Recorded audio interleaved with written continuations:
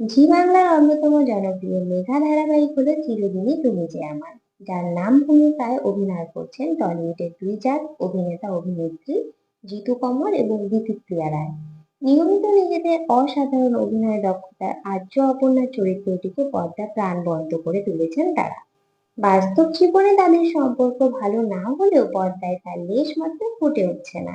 একে বলে হয়তো পেশাদারিত্ব।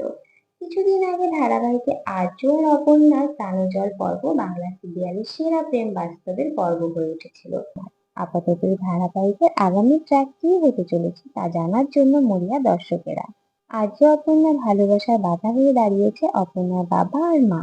একদিকে অপর্ণার বাবার শারীরিক অসুস্থতার কথা মাথায় রেখে আর্য অপর্ণার বাবাকে এই সম্পর্কের বিষয়ে রাজি করাতে গেলে অসমবয়সী কারণ দেখিয়ে আর্যকে অপমান করে অপর্ণার বাবা, যার কারণে অপর্ণার থেকে সরে আসে আর্য।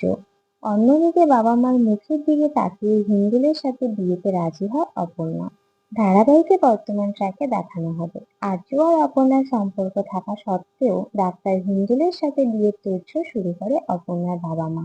ইতিমধ্যেই দেখানো হবে হিন্দুলের সাথে অপর্ণার গায়ে হলুদের পর্ব। গায়ে হলুদে এসে অপর্ণার সামনে গিয়ে দাঁড়াতে পারল না আর্য। অপুর অবস্থা দেখে অসহায় সুমি কি বদলাবে নিজের সিদ্ধান্ত? শেষ পর্যন্ত কার সাথে বিয়ে হবে অপর্ণার?